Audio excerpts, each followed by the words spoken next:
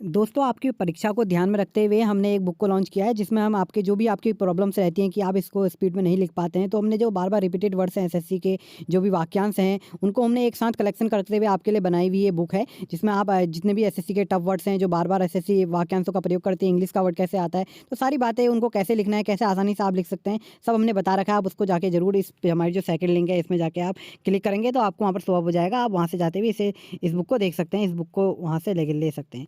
Nominal सा price रखा है, तो आप चाहें तो इस बुक को वहाँ से ले सकते हैं। Thank you so much. नमस्कार दोस्तों, इस चैनल हेल्प पीपी में आप सभी का स्वागत है। दोस्तों, ये वीडियो एसएससी स्टेनोग्राफर के जिनका भी स्किल का टेस्ट है, हिंदी स्टेनोग्राफर के लिए काफ़ी इंपॉर्टेंट रहेगी। ये आपकी जो स्किल की परीक्षा है उसमें आपको जैसा एसएससी प्रोवाइड कराती है उसी तरीके से और उससे थोड़ा सा अप लेवल का आपको डिक्टेशन दिया जाएगा। इन डिक्टेशनों की जो आपकी स्पीड रहेगी, जो आपका स्पीड में फ्लक्चुएशन रहेगा वो भी देखने को मिलेगा। स्पीड भी आपको बिल्कुल एक्यूरेट मिलेगी बट फ्लक्चुएशन के साथ मिलेगी। 10 मिनट का ये वीडियो रहेंगी जिसमें आपको डिक्टेशन 10 मिनट का दिया जाएगा, तो आप सभी लोग अच्छे से इसे लिखिएगा। इसमें 80 और 100 शब्द प्रति मिनट की गति से डिक्टेशंस रहेंगे। डिक्टेशन हम स्टार्ट करेंगे ठीक 5 सेकंड के बाद।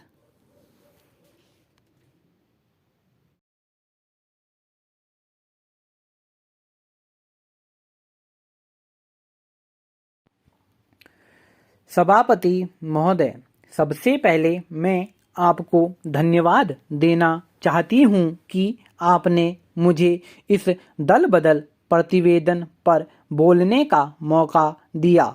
इसके बाद मैं मंत्री महोदय का धन्यवाद देना चाहती हूं कि आज इस तरह की चर्चा की बहुत ज़रूरत थी, क्योंकि आज हमारे देश में जो परिस्थिति पैदा हो रही है, दल बदल के कारण, उसकी वजह से न केवल हर राजनीतिक पार्टी को बल्कि हर तरह को एक बड़े असमंजस में पड़ जाना पड़ता है।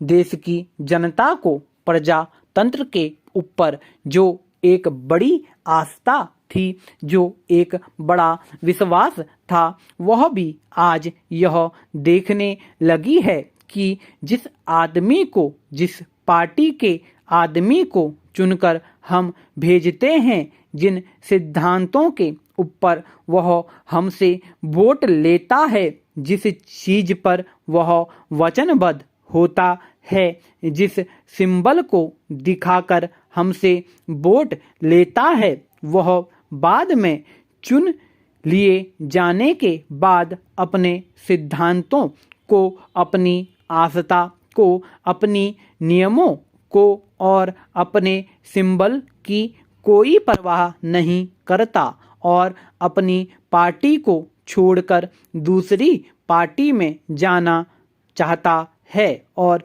दूसरी पार्टी बदल लेता है। तो यह बात हमारे जनतंत्र के लिए न केवल अशोभनीय है बल्कि एक अत्यंत दुखद घटना है। इस बात पर हम तुरंत ध्यान दें। जैसा कि बहुत से माननीय सदस्यों ने कहा और मैं भी इस बात से इनकार नहीं करती हूं कि जहां इस बात के लिए दूसरी पार्टियां जिम्मेदार हैं, वहां कांग्रेस पार्टी भी इससे अछूती नहीं है। सच्चाई को हमेशा कबूल कर लेना चाहिए और अपनी खामियों को मान लेने में कोई बुराई नहीं है। मैं इस बात को मानती हूँ कि कांग्रेस में भी कुछ खामियां हैं और हमने भी कुछ गलतियां की हैं। समाज में जिस तरह के व्यक्ति होते हैं, उन्हीं में से हर पार्टी में व्यक्ति चुनकर आते हैं, वही नुमाइंदे आते हैं।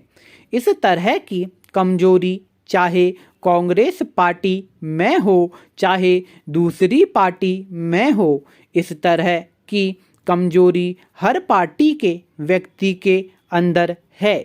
इन कमजोरियों की वजह से अगर कोई पार्टी किसी दूसरी पार्टी पर दोषारोपण करती है तो यह अनुचित ही है। इस तरह से समाज के अंदर जो त्रुटियां आई हैं वह इस देश की हर पार्टी का दोष है। इसके लिए अकेली कांग्रेस ही जिम्मेदार नहीं है, बल्कि हर एक पार्टी जिम्मेदार है। कांग्रेस ने कई बार चाहा कि इस तरह की बात को रोका जाए। कांग्रेस का इस बात की तरफ ध्यान भी गया था, किंतु परिस्थितियां ऐसी थी कि अगर कांग्रेस पहले इस मामले पर लीड करती तो शायद दूसरी पार्टी के लोग यह समझते कि बहुत से लोग कांग्रेस पार्टी को छोड़कर जा रहे हैं, इसलिए कांग्रेस को इस तरह की बौखलाहट हो रही है। जब कांग्रेस पार्टी से बहुत से लोग दूसरी पार्टी में गए तो दूसरी पार्टी के लोगों ने बहुत खुशी मनाई, जश्न मनाए और जगह जगह पर सरकारें बनाई, लेकिन चंद दिनों के बाद वे सरकारें फेल हो गईं और उनको मुंह की खानी पड़ी। आज उनके दिमाग में यह बात आई है और मुझे खुशी है कि देर आयद दुरुस्त आयद। उन्होंने इस बात की गंभीरता को समझा है। जिस किसी पार्टी की तरफ से इस तरह की बातें हो रही हैं, अब वे महसूस करने लगी हैं कि यह जनतंत्र के लिए अशोभनीय चीज है। इस बारे में सब पार्टियों की जो कमेटी बिठलाई गई थी, जो समिति बनाई गई थी, जैसा कि बहुत से माननीय सदस्यों ने बतलाया कि इस समिति ने जो रिपोर्ट दी है उसके बारे में बहुत से सदस्यों ने अपने अपने विरोधाभास के नोट भी दिए हैं, लेकिन इस समिति में इस चीज के बारे में विचार हुआ और सबने अपनी अपनी विचारधारा रखी। मैं इस बात से सहमत हूं कि जो व्यक्ति जिस सिंबल पर, जिस पार्टी के सिद्धांत पर, नियमों के आधार पर जनता के बीच से चुनकर आता है, अगर वह अपनी पार्टी को छोड़ देता है तो उसे अपना पद भी छोड़ देना चाहिए, चाहे वह विधायक हो, चाहे वह संसद सदस्य हो। उसे जनता के सामने जाकर अपनी परिस्थिति को स्पष्ट करना चाहिए कि किन कारणों से उसने अपनी पार्टी को त्याग दिया है, कौन सी खामियां उस पार्टी में थी जिनकी वजह से उसे छोड़ना पड़ा और दूसरी अपनानी पड़ी। अध्यक्ष महोदय, माननीय सदस्य ने जो बिल पेश किया है मैं उसका समर्थन करता हूं, यद्यपि मेरे विचार से यह बिल भी नाकाफी है। आज देश में जो परिस्थिति है उसको दृष्टि में रखते हुए इस बिल में कुछ ऐसी धाराएं होनी चाहिए थी जो ज़्यादा कारगर होती। अभी मेरे मित्र इस बारे में अपने विचार प्रकट कर रहे थे। शायद वह भूल गए कि जो पार्टी इस समय सत्तारूढ़ है उसने स्वयं अपने सदस्यों और विधानसभा सदस्यों से उनकी संपत्ति आदि के बारे में हिसाब मांगने की योजना बनाई है और कहा जाता है कि उसके मुताबिक वे हिसाब भी देते हैं। यह बात स्वयं इस बात का प्रमाण है कि समय और परिस्थिति के अनुसार काम करते हैं।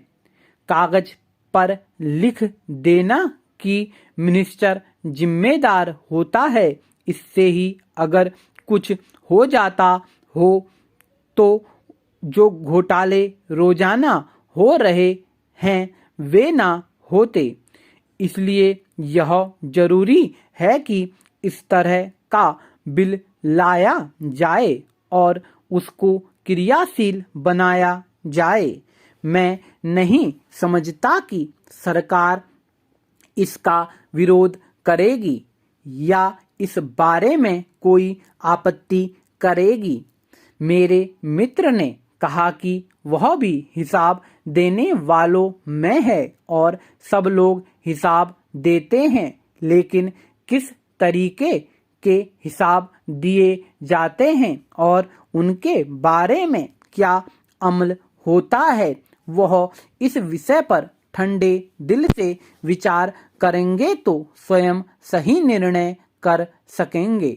वास्तविकता यह है कि ऐसे ऐसे उदाहरण मौजूद हैं जिन लोगों के पास आज़ादी से पहले खाने को नहीं था, जिनके पास कोई काम नहीं था, आज उनके पास बहुत सी जायदाद है, बहुत सा रुपया है, बहुत सा रोजगार है। वह सब कहाँ से आ गया, यह जानने में कोई मुश्किल नहीं हो सकती है।